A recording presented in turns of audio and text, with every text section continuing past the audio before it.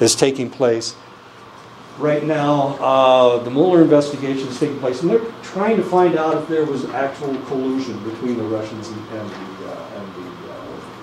Trump administration, or the Trump actually campaign. Does anybody care about this stuff?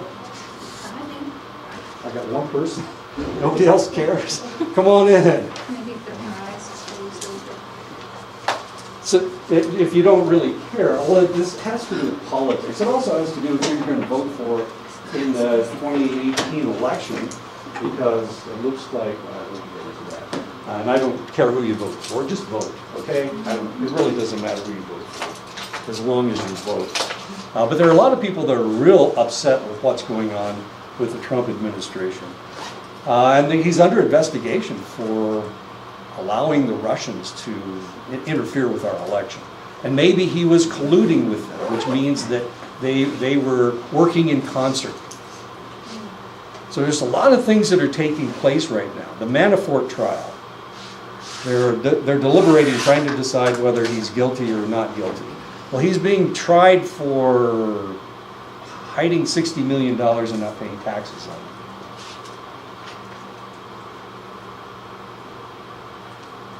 And this all has to do with the law. This all has to do with politics. It has to do with the law. But it has to do with our laws. So the question is, did somebody break a law? And we can't arrest somebody and put them in jail unless they break a law. You can't just put them in jail for nothing. They have to do something. So it looks like Paul Manafort, he looks like my nephew. I know, it's scary. He looks just like my nephew. It looks like Paul Manafort's going to go to jail. Paul Manafort was Donald Trump's campaign manager. He ran his campaign from April until August. He ran his campaign. And the reason he left was because of his connection to the Russians. So from April until August, Manafort was the campaign manager for Donald Trump. Now the funny thing was that Manafort was broke. I know, that's what this... Well, and he worked for free. So he worked from April until August for nothing. So how in the world did he survive, is the question. And who was paying him, is the question. And the answer may come in the next couple of months. We'll see. We'll see what happens next. I know this is all fascinating to me. It's all politics, but it's also the law. Did he break the law? So he was hiding $60 million. He made $60 million. He was paid $60 million and he didn't pay any taxes on it. You have to pay money on all the taxes that you make, all the money that you make. And he paid nothing. He lied about it. He filled out tax forms and didn't talk about the amount of money that he was making. So now he's in a lot of trouble. It's working. I'm so excited. Okay. So the whole idea behind the Manafort case is the fact that he cheated on his taxes. But the other question is, who was paying him from April until August? Who was paying him? Because he was making $0 from the campaign. So who do you think was paying him? Where was he? How was he surviving? Was he stealing a bag of chips every time he went past some giveaway feed or something?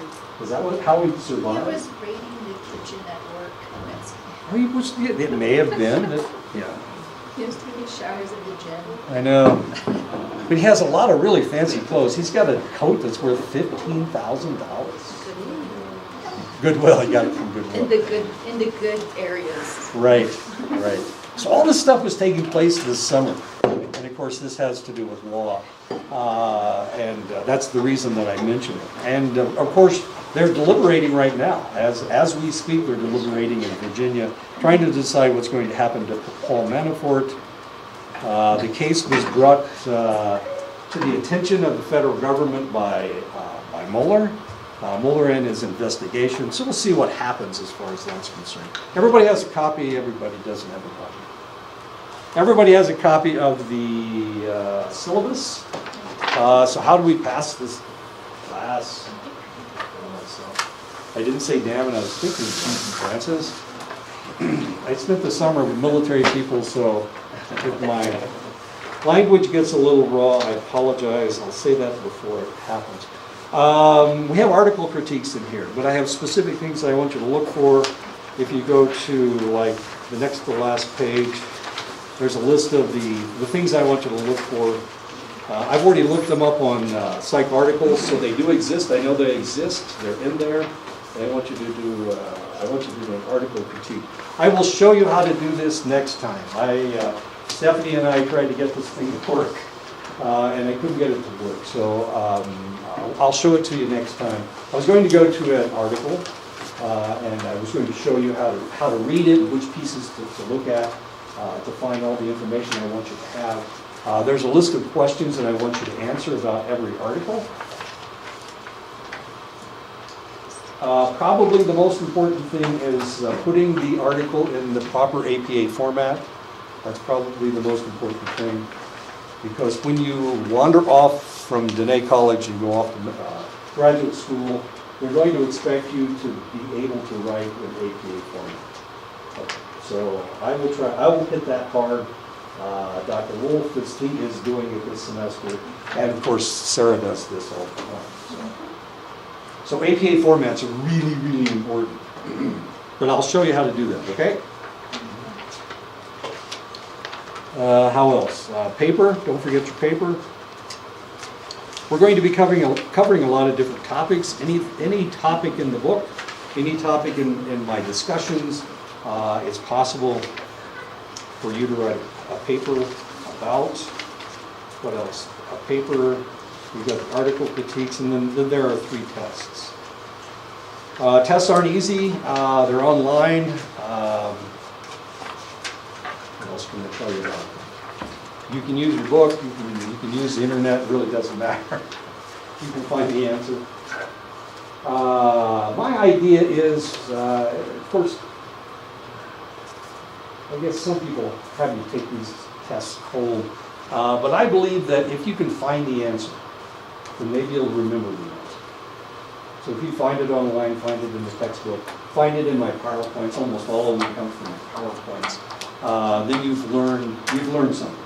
At least you've shown, for 35 seconds, you remember, the answer to this question. Then maybe in the future you will remember. I forget a lot more things that I remember. We all do, I think. Or maybe not. Anyway, okay, so that's Psych and Law. Sarah's actually teaching this class in Tuba City right now. Well, maybe not today. I don't know what day she teaches, but this is also being offered in Tuba City, and that's the reason that it's not being offered online. Or is it being offered online? It is. Is it? Yeah, it Is it offered online? Okay. And somebody else is teaching it online. I think it's I think Marlencia Sarah is Chi. also- I think Sarah's also doing it online. Is she teaching? Oh, that's right. She took it from me. That's right. Yeah. I was supposed to teach it online, and Sarah took it over. And there's like 39 people in there. Anyway, so you can take this online. But she teaches it completely differently than I do. Actually, she was teaching out of a different textbook. But she has to teach out of my textbook this year. So, but the textbooks are almost the same, so it's not really that important. Anyway, okay. Let's get started. Might as well get started. You may remember this, Aurora, Colorado. My son was in Colorado at the time. He was living in Lake something. Anyways, right next to Aurora. He would go to when he went to the park right beside where Columbine is. So all of the cross-country team would be running around. It would be the Columbine cross-country team, which is kind of interesting. Aurora was right next door. It was at a premiere of the Dark Knight Rises. A guy walked in. He had this outfit on. As you can see, he was fairly well protected.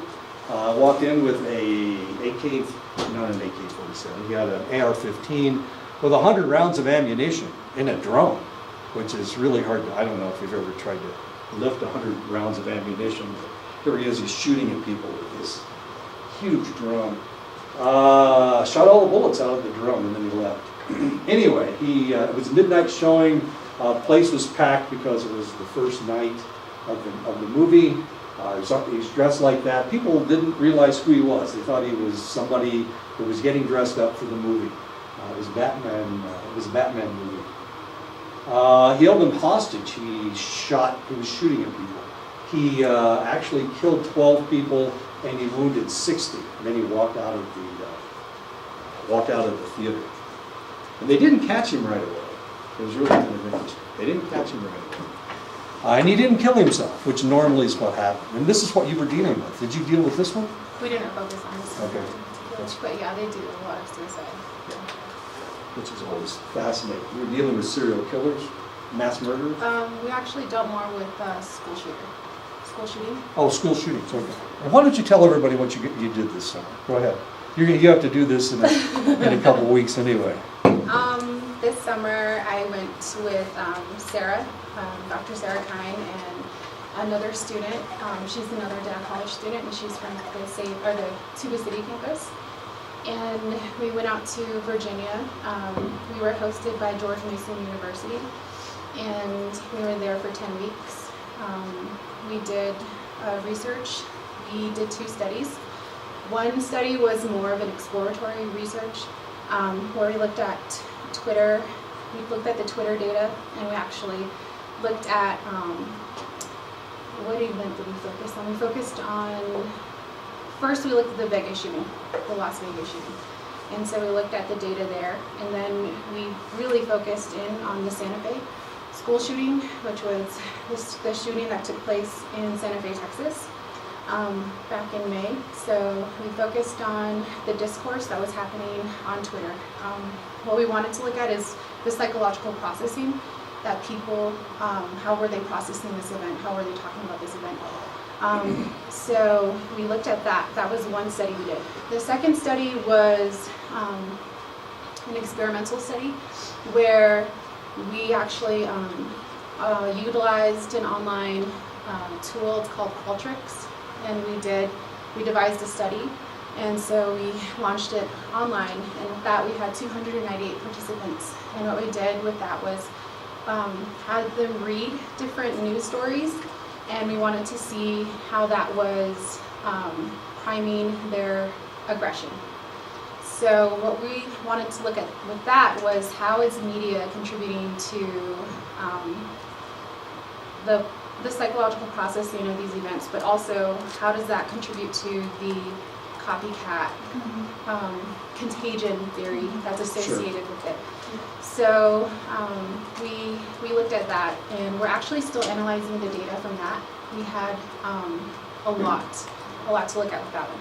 So it's ongoing, and we're hoping to write up the publications. We're hoping to publish at least 2, and we're still going to continue into the fall. Fascinating. Yeah, we had some amazing results from the second study, the experimental one. It basically worked. Like, it was really amazing to see what people were responding with. It was basically mixed with a qualitative and quantitative approach. So it was really, really fascinating. So you're actually creating a reaction. Yes. You're getting a reaction from Yes. these individuals, and you could manipulate. It's not really the right word, but you could. Oh, geez. Introduce. Or actually, kind of like. Well, I just had it in my head when we were talking about it. Like, where does the disconnection start, or something like that? Is that what you guys trying to get to? Yeah, Like that disconnect from humanity, or like that? Why don't you feel? Yeah, anything like for humans? the long-term goal, honestly, would be to help, like FBI or like law enforcement, like be able to identify these people. Because if they're already showing these tendencies, these aggressive tendencies, using this reaction time test, Right. There we go. That's what we were trying to do. Yeah. It's pretty amazing. There's a lot to this study, and it was pretty complex, but it was so interesting. Did it seem like it was like just one, like it goes back to one thing, but then people take that one thing and make it what they want for themselves? Yeah, there's just so much diversity. Yeah, it's so interesting. And of course, we're seeing this in the conspiracy theories that are coming out. There are conspiracy, well, there's the one guy that just got kicked off Twitter. I can't think of his name. Are you talking about the Gazette shooter? No, well, I was thinking of he's a shock jock. And he goes on the internet. He's the one that was sued by the Sandy Hook parents of the children that were killed. He was sued by them because he said Sandy Hook never occurred, that it was all fabricated. And I'm trying to think of what the guy's name is. I don't really ever look at him because he's kind of extreme. He's very extreme. And there's really no reason to look at him or to read what he's saying, because there's nothing that he says that is accurate. It's all conspiracy theories. He's assuming that there's a second government out there that actually controls things. It's really kind of not fascinating at all, but kind of scary, because these are the individuals that show up at the pizza parlor in Washington, D.C. because the individual. I know who you're talking about now. Yeah, I cannot remember the I'm name. trying to think Yeah, what the guy's I know who name you're is, but talking he's about. been kicked off Twitter. He's been kicked off Facebook. He's actually been suspended from Twitter, but he has a radio program, and of course people listen to the radio program. The Alex Jones? Alex Jones, that's the guy. Really, really weird guy with a lot of strange ideas. Just trying to get people going. And of course, that's exactly what you were researching, was the fact that people really do get going. Now that's okay for everybody in here. We can listen to all the conspiracy theories in the world, and we're not going to go out and shoot somebody, but there may be one guy that goes off the deep end, and of course that's the one that does a school shooting or whatever. Yeah. One of the most interesting things we've learned about, we did look at different shooting cases, not Right. like in depth, but we did see that a lot of them are like very premeditated, and they've been like planning these things for months or years even. Right. So it's something that they're fixated on, and it's just like, it is like planned like thoroughly. So, Obviously, that's what happened with the Las Vegas shooting. Yeah. That was very well planned out, especially how he's going to get all of his guns and ammunition up to the 32nd floor or wherever he was. Boy, that is pretty hard what you guys are doing, because it's like you know what can agitate a person, but you don't know how far it can agitate a person. Right, and, yeah, and stay with that person, and become the agitation Exactly. actually becomes an irritability, and that irritability, Right. They start self-medicating, which probably could be the shootings. Is their way of fixing it. Potentially, that's true. I got a telephone call over the summer from here, and when I hit my answering machine, it was just a bunch of gunshots. That's all it was. Okay, so if I end up dead, if somebody shoots me in my own gun, it had something to do with that telephone. Potentially has something to do with the telephone call. I mean, why would somebody call you and just shoot a weapon? Why would they do that unless it was a warning? I think I'll stop walking in hundreds. Maybe it's too dangerous to be around me. Anyway, this is the guy that did this is James Holmes. He was the one that perpetrated the shooting in Aurora. He has been declared he has been declared insane. So he has not been, he's not in a prison. Well, he is in a prison, but has been declared insane. Why did a reclusive PhD student attack a theater full of moviegoers? His life may have become overwhelming, causing him to withdraw from his graduate program. We always look at these things. We are Americans, and this is what we want to know. We want to know why. We want to know that the person standing beside us isn't going to shoot us. I was in Tucumcari, driving back to the reservation. I stopped in Tucumcari at a Blake's, a lot of burger. And the guy in front of me had two weapons, one on each hip. One was a .40 caliber Glock. It was, I know, a really big gun. And the other gun was a .38 on his other hip. One was a revolver, the other was an automatic. And well, this is really kind of odd for me, because I live in Iowa. In Iowa, you can't really carry guns around. They don't have open carry in Iowa. So this is really kind of strange for me. Being in the military, of course, when you're in the military, everybody's got a weapon all the time. I was in the Air Force, so you very rarely see people with weapons, just carrying weapons around. Wasn't very common. But here's this guy standing right in front of me, and he's got a mean look on his face. He was grouchy. Of course, I figured out what he was grouchy about. And this is, of course, something that you do when you go into, what would you do if you saw somebody with 2 guns at a Lotaburger, Blake's Lotaburger? Would you assume that he was going to pull the guns and, I don't know, is he a good guy or a bad guy? You got to figure this out. I'm like paranoid after this summer. I'm paranoid. I'm like, I don't know. Like, it's scary. I certainly didn't want to get shot, but I didn't want anybody else to get shot either. He was standing there with his wife, and after I heard a little bit of an exchange between the 2 of them, I figured out what he was so pissed off about. He didn't want to eat a lot of murder. Okay, that's what he was pissed off about. And because he didn't want to eat there, he could have shot it. He could have shot everybody, or his wife. It was his wife that seemed to be pissing him off. So why didn't he just blow her away and leave the rest of us alone? Of course, he didn't shoot anybody. He didn't draw his weapons. But he felt the need to display his guns. And I thought that was a little strange. I'm not used to that. I'm not used to people just having a gun on their hip. Like the Wild Wild West. It was a quick draw. I was going to say, unless he just came back from his ranch or something, like how they have open ranches out there. Unless it's just a sense of protection. Right. It's kind of interesting because he sat in one corner of the restaurant, and several other people came in, and nobody got anywhere close to him. So almost a new.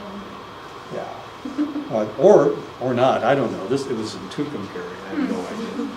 I don't know, we can rationalize it all day, but of course, somebody from Iowa driving through New Mexico, stopping at a Lotaburger, it was a bit of a shock for me to be standing behind the guy. I even came up with a plan as to if this guy starts to draw his weapon, what I was going to do. And he kept looking at me, and he was trying to get as far away from me as possible. Of course, I was standing in line. Where was he going to go? Really, even if he turns, he can't knock you down. He'll just come back. I figured I'd grab him. He was smaller than I was. I'd been lifting all summer. So. I was just going to grab him. And not let him draw his guns. Especially the Glock. The 38 I wasn't so worried about, but the Glock that's a 40 caliber pistol. Anyway, I had a plan just in case he got goofy. Just in case he did something stupid. And I was watching his hand, making sure they weren't getting anywhere close to the handle of his gun. Really kind of interesting. Holmes may have harbored psychopathic traits that went undetected by people who knew him. Every time we see a school shooting, every time we see any kind of a shooting, they always talk about, well, what kind of a neighbor was this guy? Who was he? And the reality is, do we really see people around us? When you came into the classroom, did you look to see who was in the classroom? Did you make sure that everybody looked normal? Did you look at my face to make sure that I'm not so pissed off with what the hell's going on that I'm ready to off all the people in the room? Do you actually see people's faces? You do now.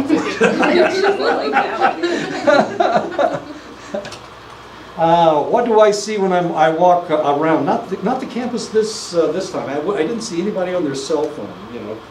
A lot of times people don't want to say hello to me, so that's why they do it. They're not really looking at their cell phone, playing and zipping. No, here it is on the cell phone. We don't see people. People don't see each other. If you've ever, you were in D.C. and I'm sure you went downtown. Okay. People don't look at each other, do they? No. They never look each other in the eye, ever. Never. Because if you look somebody in the eye, then you have to acknowledge them, or I don't know. or it's rude. If you were in New York City, if you're in Philadelphia, Chicago, Washington, D.C., and you look people in the eye, they think you're insane. Because people don't do that in Chicago. They don't do that in Boston or New York. They just don't do it. So if you're somebody from Arizona, from the reservation, you go to Albuquerque and you start making eye contact with people, what happens next? If you're in Gallup and you make eye contact with people, what happens? In Gallup, if you make eye contact with people. Hey buddy, can you believe me? You just don't do it, right? It's the way it works. So you don't even make eye contact in Gallup or Albuquerque. I was with my wife and we stopped in Gallup and we got hit on a couple times.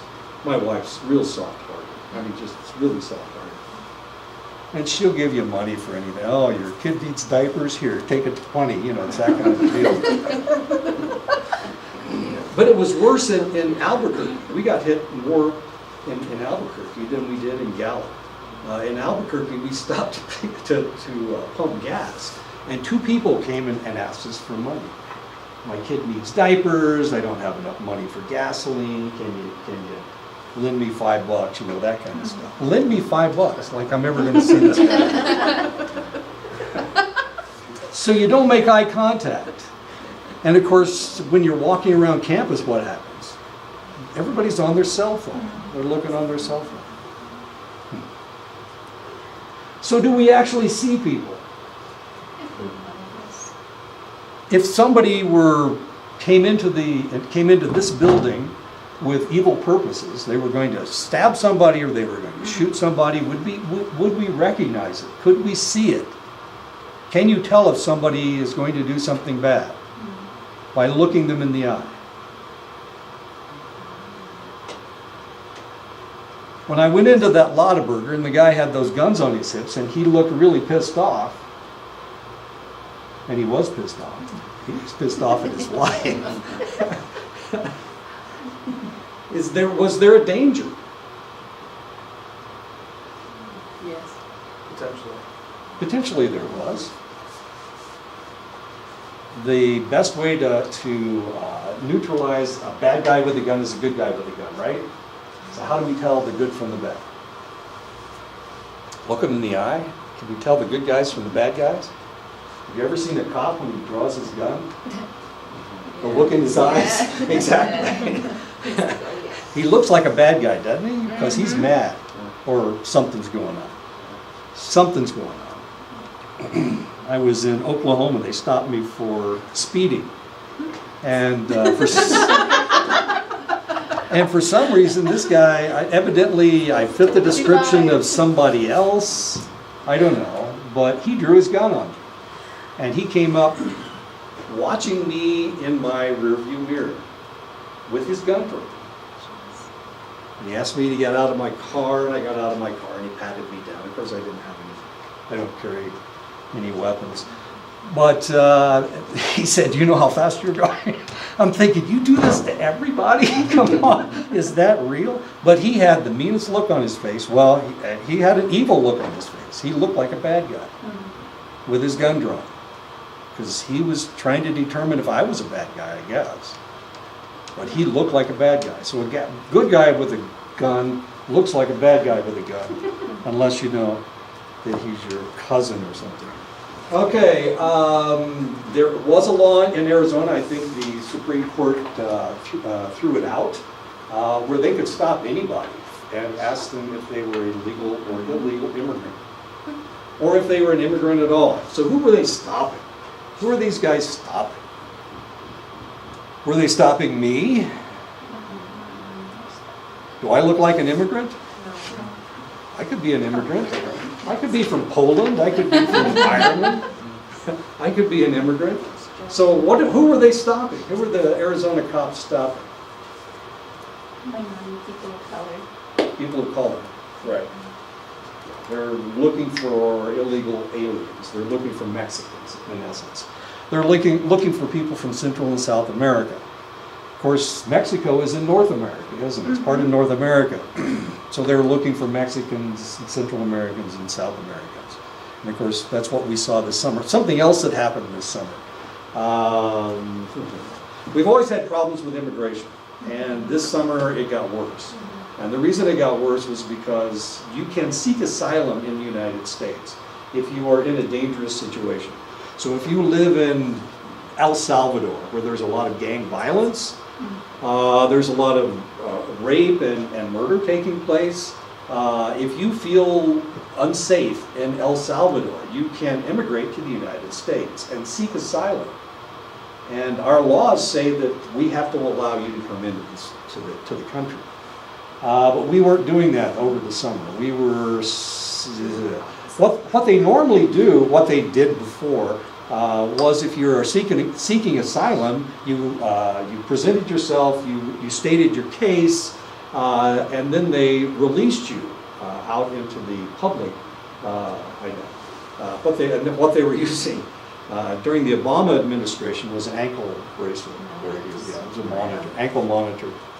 And they were releasing people back into the United States, and then they were going and finding their relatives or whatever. That's what was happening before. But this summer, of course, the Trump administration decided to crack down on this, and they were arresting these people and putting them in prison. And of course, you can't put children in prison, so they were detaining them at another facility. And sometimes these facilities were not in the same state. And so they were separating parents and children. That's another thing that was going on. Was that legal?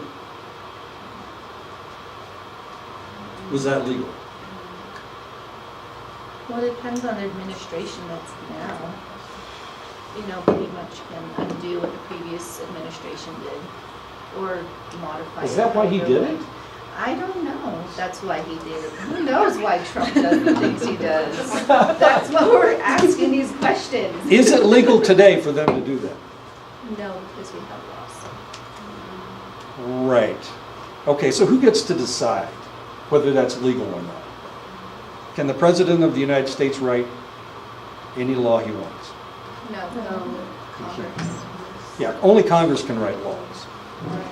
But he can make executive orders, and that's what he did. He decided that he was going to crack down on all the illegal immigration coming into the United States.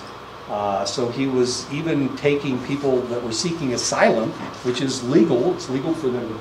They're not illegal immigrants. They are asylum seekers. He decided that he was going to arrest all of these individuals and until they could be processed, is what he decided. But then he was taking their children and putting them in detainment centers. And some of these detainment centers were in the same state. Some of these detainment centers were in New York, New York City. And then a judge decided that it was unconstitutional for him to do that. So the judge decided that he needed to bring those children and the parents together again. And that's what he's been trying to do for the last 2 months. Kind of trying to do. Anyway, that's where we are right now. As interesting as that is. Now this all has to do with the law. So we not only have laws that are written by select individuals, by Congress. Congress is the only institution that can write laws, but we also have our courts, and our courts interpret the laws. And so he interpreted the law one way, and the court, this was a court in California, decided that he was incorrect, and that he needed to bring those families back together. Of course, there was a lot of stuff that was going on. Maybe in this state, I don't know. Did you guys hear about anybody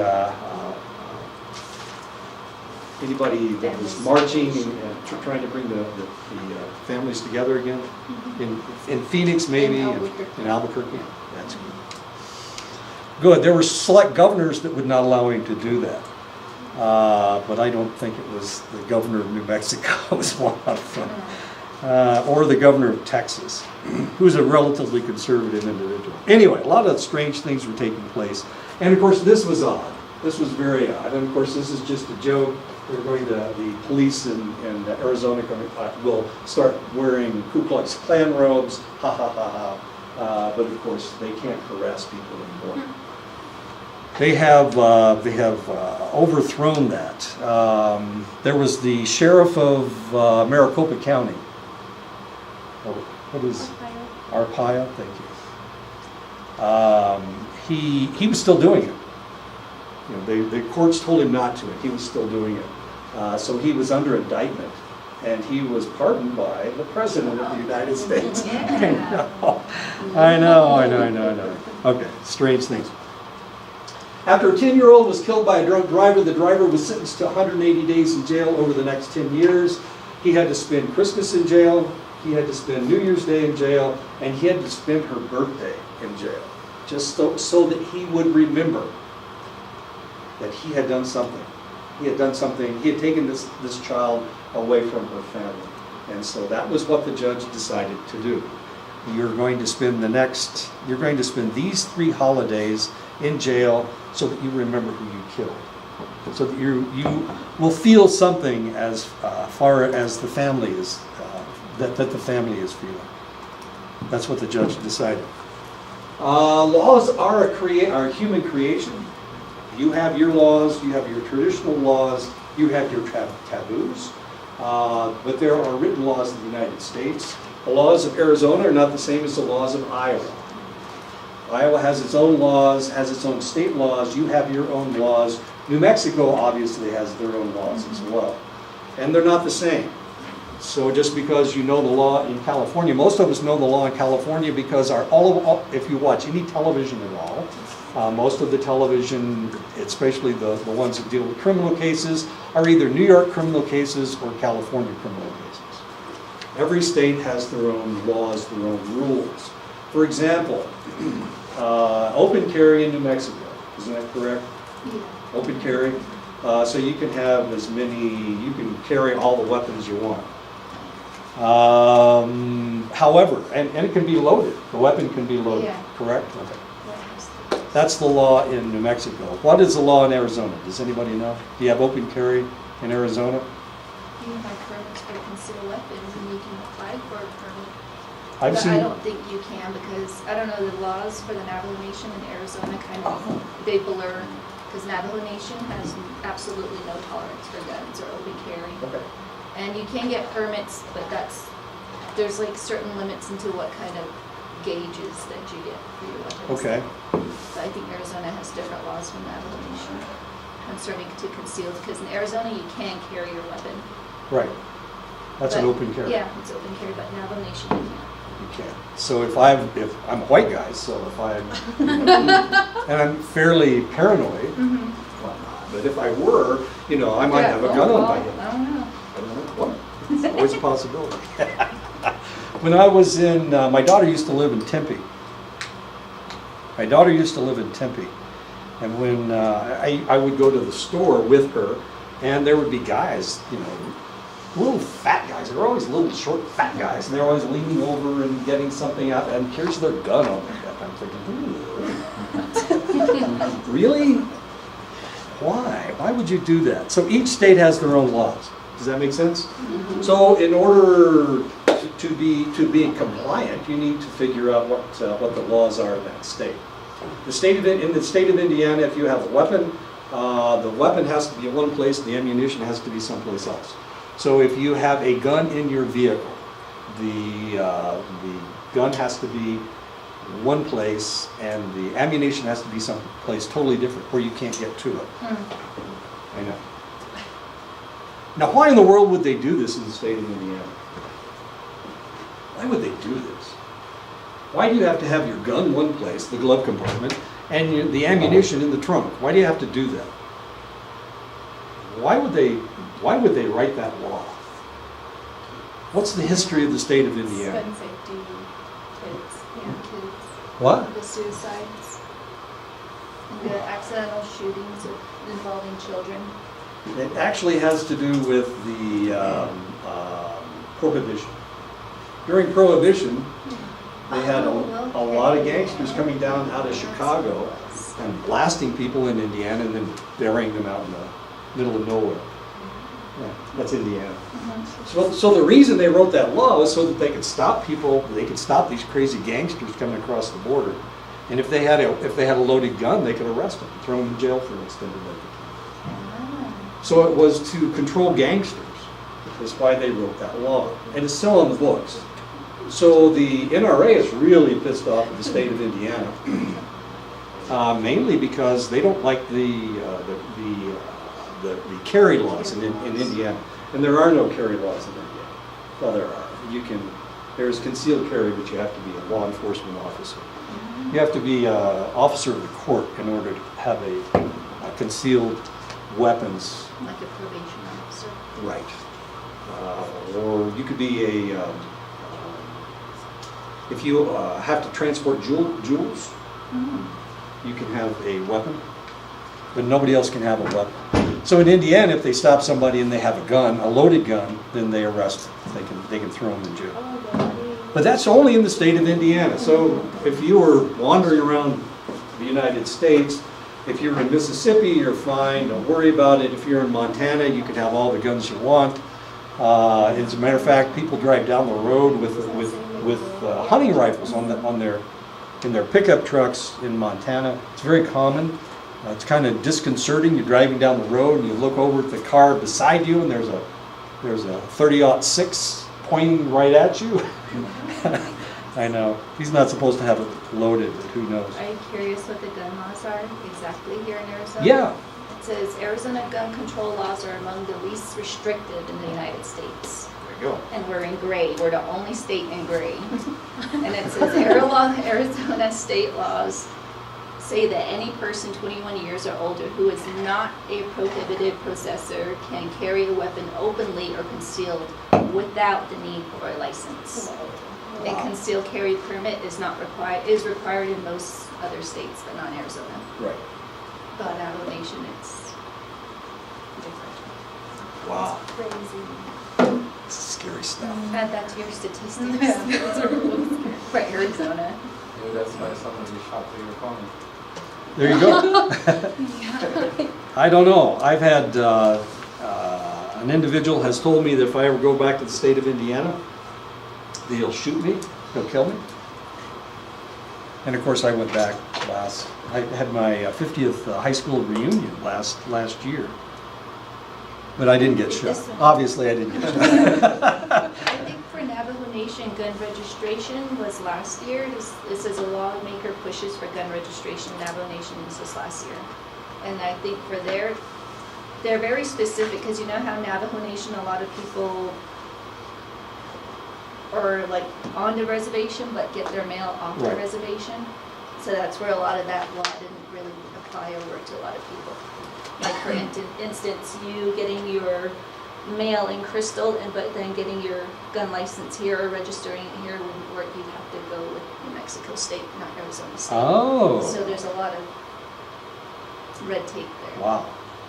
How confusing. Yeah. That's why I was confused with my information too. I was like, wait, I know this, but I don't know this. Crystal, huh? Okay. Yeah, Crystal is in New Mexico. I keep forgetting it. I drive that road all the time, and I never know what state I'm in. Of course, I guess. Oh, what's happened?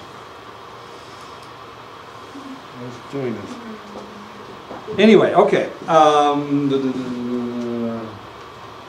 Before there were any school shootings, guns and other weapons weren't banned from school grounds. You could have all the guns on the...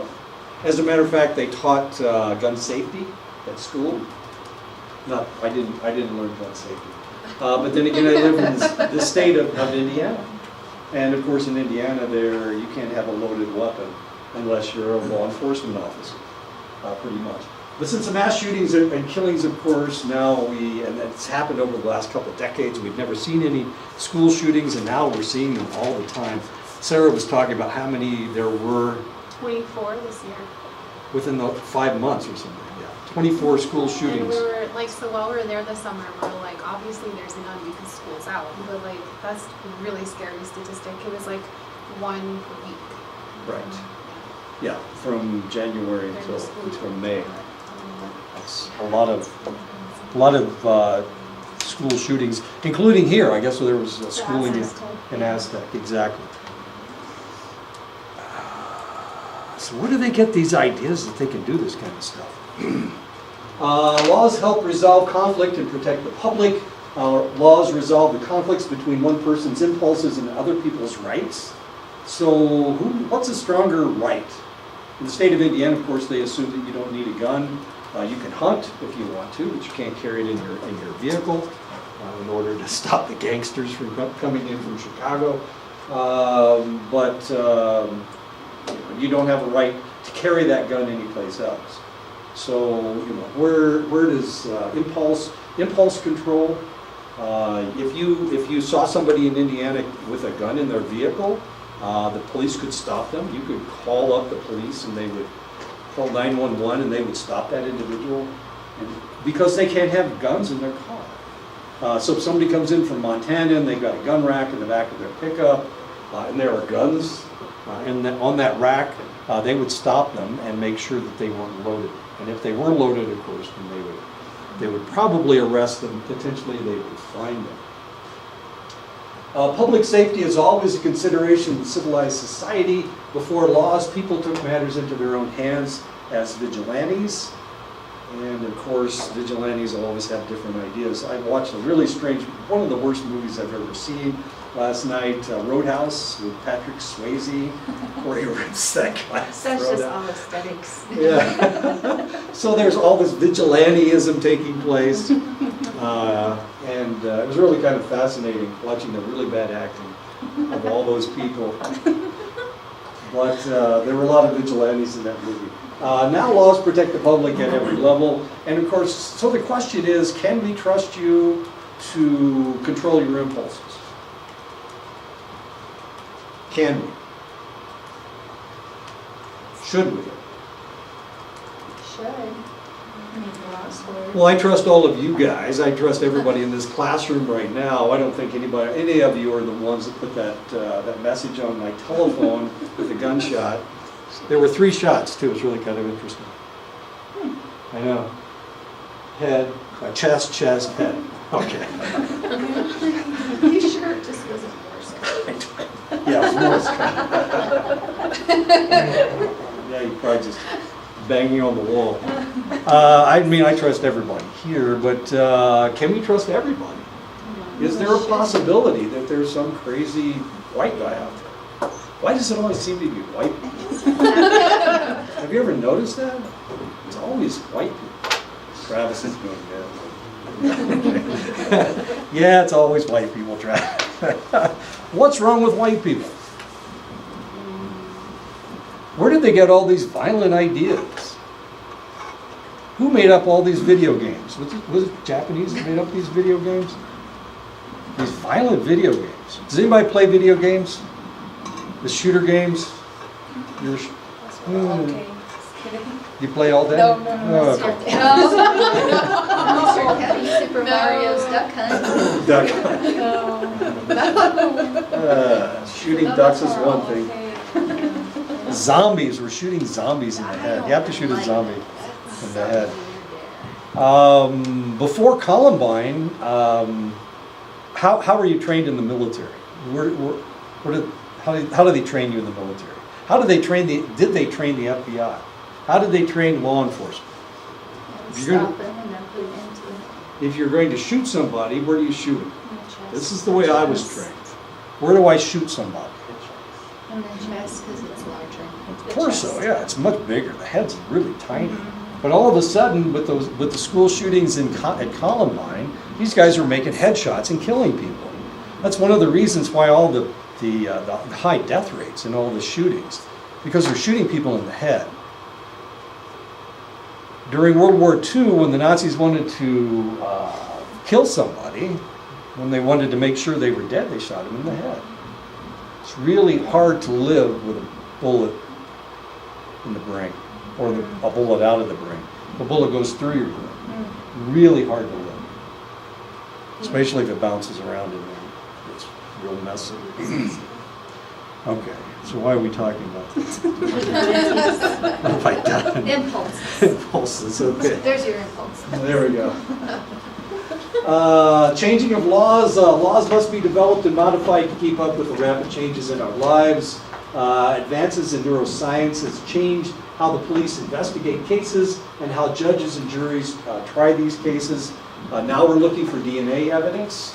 Is there any DNA evidence that supports what the police are saying? We can do brain imaging, and we can determine if they have tumors. We can determine if a portion of their brain is smaller than it's supposed to be, in which case, of course, maybe they have a mental problem that doesn't have anything to do with it. It has to do with impulse control. And of course, now we can analyze trace evidence. As compared to the past, when I can remember when I was doing forensic studies when I was in the service, we could type blood, and that was it. So if we found a spot of blood someplace, they would bring a sample to us, and we could tell them, oh, that's O negative, or we could tell them that it's O positive, or whatever. We could tell them what the blood type was. There were no DNA studies at the time. They just started looking at DNA, and not human DNA. We were looking at the DNA of fruit flies, as odd as that may seem, but we couldn't identify any of this stuff. So if somebody committed a crime before the 1990s, potentially, and there was some kind of physical evidence that potentially had their DNA on it, we couldn't exonerate them, or we couldn't convict them because of that. So it all depended on relatively circumstantial evidence, an eyewitness account or whatever. And as we know, eyewitness accounts are not very good. But now, of course, we can analyze a lot of different things. If you've ever watched NCIS or CIS, I guess, they're using trace evidence. A fiber from a rug. They're using this kind of evidence to convict people. And of course, they're doing a relatively good job. Laws must keep up with changing times, and this is kind of a problem right now. The judge that is hearing the case, the Paul Manafort case, is 73, I think. Yeah, he's really old. He doesn't use email, let alone Twitter or any of the other stuff. He's really old, and it just occurred to me almost 70. I know, I'm he's 3 years older than I am. He's so old. And I agree.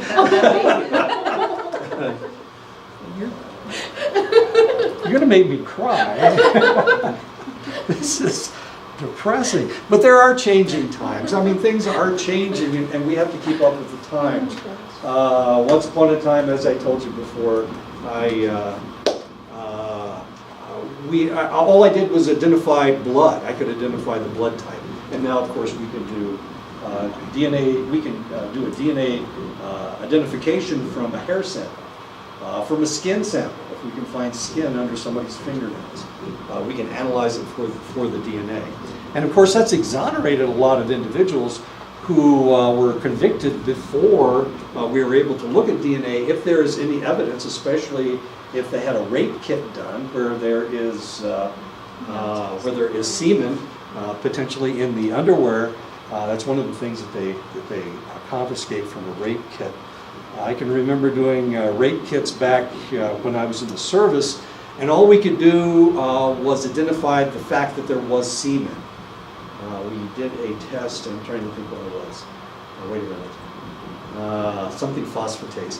Anyway, yeah, I know. It's really kind of weird. All we could do was identify that there was semen there. We couldn't identify anything else from the semen. Yes, sir. Can you change back to full screen? I can't really see it. Is it too small? Yeah. You know, let me get out of here. Let me see if I can do this again. I apologize. I don't have my laptop. There we go. Sorry. I don't know why I did that. Anyway, and this is kind of obscene. I apologize for that, but it's a joke. I know. Whether we want to see it or not. I know. I apologize. It's kind of a joke. This guy's trying to get this lady to send him some bad pictures, and she should. I know.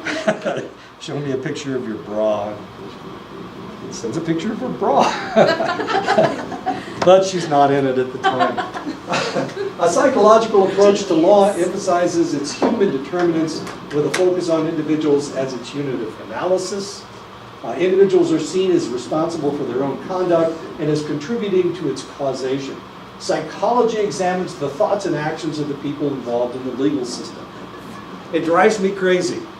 You were looking at the Las Vegas shooter. We're still not exactly sure what was going on. We want an answer. Our society wants an answer. We want to know that this guy was whacked. We want to know that he was crazy, because we don't want to think that this could happen again. So every time there's a shooter, every time there's a mass shooter, we want to know how crazy this guy is. We want to know why, what happened to him. We want to know that the guy sitting beside us isn't going to do the same thing. So we need to know that there was something wrong with him. And of course, the Las Vegas shooter, it's very difficult. We haven't really determined that yet, have we? And this is driving people nuts, because he just dropped round after round, I mean, hundreds of rounds, thousands of rounds on those people. What was his main malfunction? That's what they used to say during, what's your malfunction? What's your main malfunction, airman? That kind of thing, when I was in the military. What was his malfunction? Why did he do it? We need to know that, don't we? And that's one of the things you were looking at. Did you guys get any better information than we've seen in the news?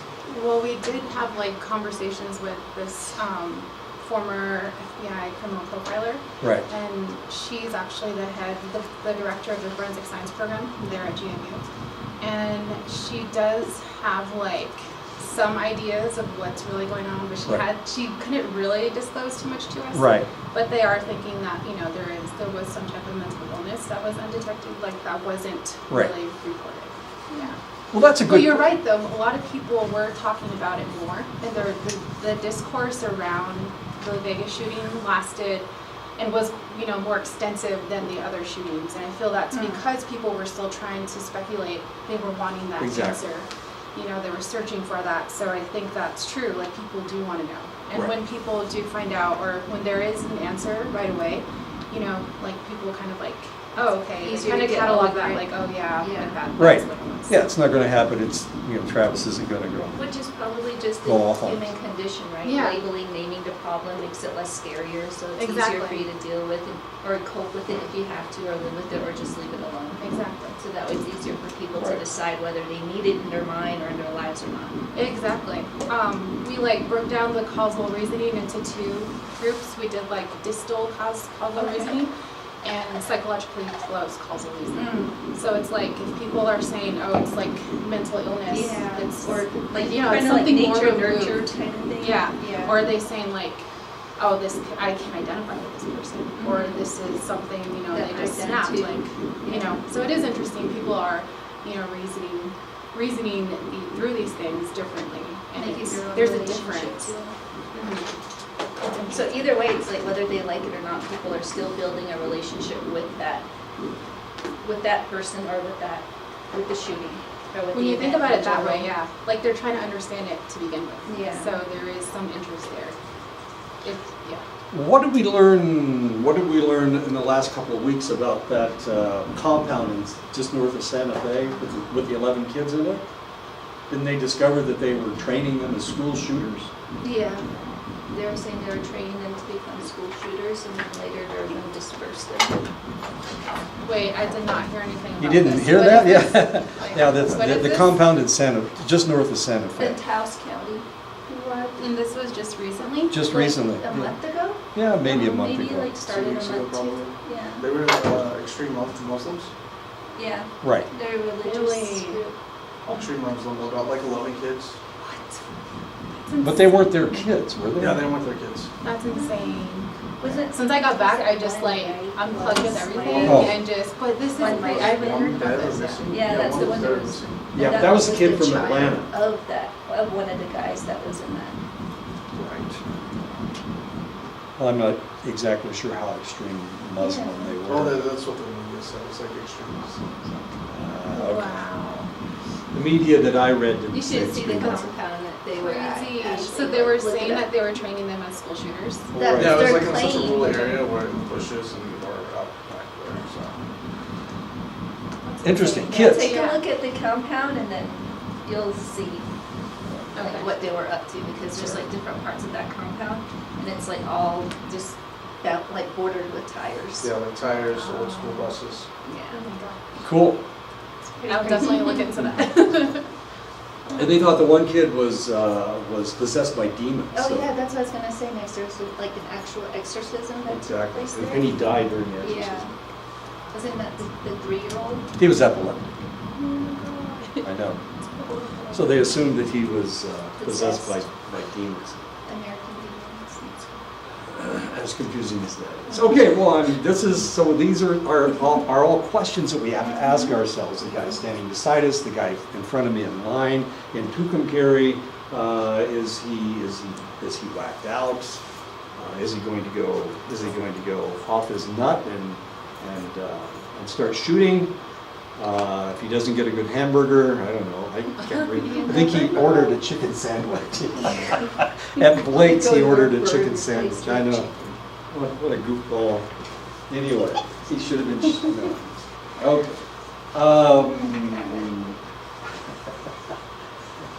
We already talked about that. Okay. So a lot of strange things are taking place, and we have to decide. When we study law, we have to look at this. We have to look at a lot of different things. We have to look at drug abusers. Right now, there are people that are talking about legalizing marijuana in the United States. Legalizing marijuana. Will that change things?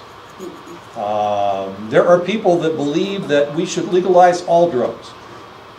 Cocaine, opium, it doesn't really make any difference. They should all be legal. That way we can tax them and we can make money off of it. I know, what is the most important thing? It is money. Money, right? Haven't we talked about this before? The most important thing in the world is money. Petty thieves, why do they do it? Sometimes petty thieves will progress into major thieves, major criminals. Why do they do it? How do we stop them? How do we keep this from happening? The psychology of police officers. We have been talking over the last 4 or 5 years about police officers shooting unarmed, especially black men. Why don't they shoot white men? Who's the most dangerous people in the United States? If we're talking about mass murder, mass murderers are who? The guy in Las Vegas was, White male. not only was he white, he was old. He was like 64. And usually it's guys in their 30s, like the guy down in Texas that shot up the church. Oh. Air Force veteran. Oh, yeah. I know, wait a minute, let's think about this for a minute. So why aren't police afraid of white people? Aren't they the most dangerous people in the United States? Maybe they find a lot of things in common. Oh, you mean because they're white? No, just common rationality to laws and common rationality to how far they can go above and beyond that and get away. But aren't all the police officers that shoot unarmed black men, aren't they almost all white? Almost. But there were, I think there were a couple of black officers that were there at the time of the shooting that Wow. We're talking about a couple cases. didn't even I know, step in. a lot of dead black people because of white cops. Psychological study of law, the victims, we need to look at the victims. Who else do we need to look at? We need to look at the jurors. Of course, that's taking place right now with the Manafort trial. They've been deliberating for 3 days. This is the 4th day. Yeah, they deliberated. Well, maybe it's a 3rd. Anyway, I'm hoping that they come. Hurry, I know, get it over with, so that we can move on. Because what's going to happen next? Right now, we're talking about Manafort. What happens next? Next, we start talking about the Trump campaign. Okay, sorry. Expert witnesses. Should we believe them? Are they really experts? Do they really know what they're talking about? Corporate lawyers, or any lawyers for that matter. And judges. What's on their mind? Judges are fairly autonomous in their own courtroom. But of course, if they say something, and this is one of the things about about Judge Ellis, even despite the fact he's 73 years old, he's trying to make sure that he has a good case and that it doesn't get overturned. Because if they appeal the case, then it could take years to get this thing taken care of. So he's hoping for a case that is tight, that can't be overthrown. So who does he seem to be picking on in the courtroom? Has anybody been listening I to haven't this? even seen He seems to be picking on the prosecution to make sure that they don't say anything that they shouldn't be saying. To make sure that the conviction, and it looks like a slam dunk. We'll see what happens with the jury. Defendants, of course, if you've ever had a relative that was arrested, and I had a cousin that was a murderer. Dumb as dirt. This guy was an idiot. I think I've told you this story. How much time do I have? When he was 16 years old, he stole a car. He and a friend of his stole a car. He was 16, his friend was 17. Oh no, they didn't steal. Wait, they haven't stolen the car yet. They're hitchhiking. Wait a minute, they're hitchhiking across the country. This guy picks them up in his car. They decide that they want his car. He doesn't want to give them his car, so they hit him in the head, knock him out, and then they decided, he's just going to report us and they're going to catch us. Why don't we kill him? So they ran over him with the car. Theoretically, it wasn't my nephew or my cousin that did it. It was the other guy that did it. Ran over him. Then they took his body and put him in the trunk because they didn't want people to find the individual, identify the car, and then go looking for them. So where did they end up? They ended up back home, of course. Where will you go? You go back home, of course. So they took the car and they ran it into the reservoir. Well, I don't know if you know anything about reservoirs, but sometimes they're high and sometimes they're low. And these guys drove the car into the reservoir, and it was low, so the car didn't get completely submerged. This is how smart they are. So of course they found the car, and when they opened the trunk, there's a dead body in the back. And of course their fingerprints are all over the place. They've both been arrested at various times. So my cousin, smart as he is, he decides he's going to go to Ohio. Ohio doesn't extradite to Indiana. I know, that sounds kind of weird. Now, why wouldn't one state extradite to the other state? Because Indiana will charge a minor as an adult, and they will try a capital crime as an adult. So despite the fact that he was only 16 years old when he murdered the guy, then he can be tried as an adult. So Ohio will not extradite. He's hiding in Ohio, and nobody can do anything about it. I mean, the Indiana cops can't go over and grab him and smuggle him over the border. Okay. So all he has to do is stay in Ohio, and he's clear. All he has to do is not come back to Indiana. What happened next? Guess what happened next? By this time he's 17, 18 years old, and guess what happens next? Comes home to pick up his mail? It had something to do with mail, but it didn't have anything to do with letters, okay? So guess why he came back? Guess why he came back? I'm sorry? Christmas. Christmas. No. He came back because his girlfriend wouldn't go over to visit him, so he came back to Indiana to see what was going on. Well, guess what? Well, you know what was going on. She had moved on and she was dating somebody else. So he came back to Indiana at the age of 17. If he had waited another year, I know.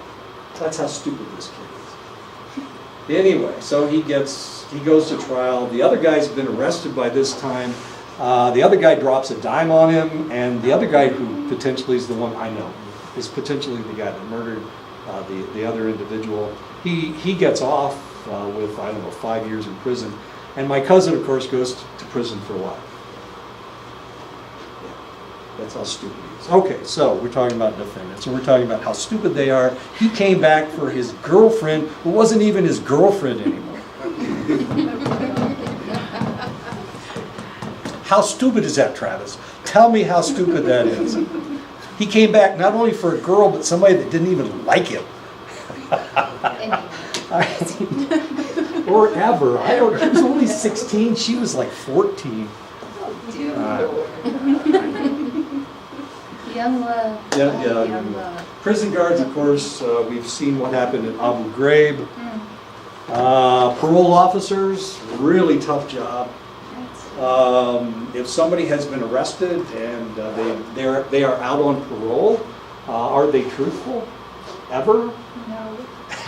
No. I know, parole officers, they hear so many stories. Clear a bar in 5 minutes. I know. That's funny. They gotta be the funniest people to be married to.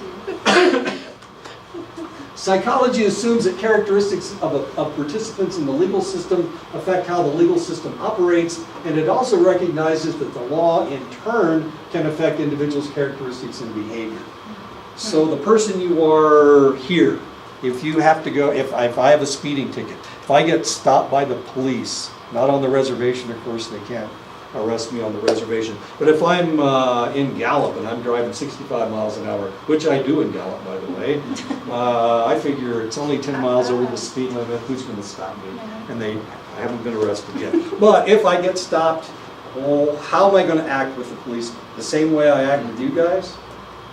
If a policeman stops me for speeding, and of course I know that I was speeding, what happens next? Let me tell you a quick story. I was stopped by a cop. This is in Montana. I was stopped by a policeman. You know the little red ride I've got, right? It's a sports car. Okay. Well, I had a sports car just like that in Montana. And I worked at Fort Belknap Reservation.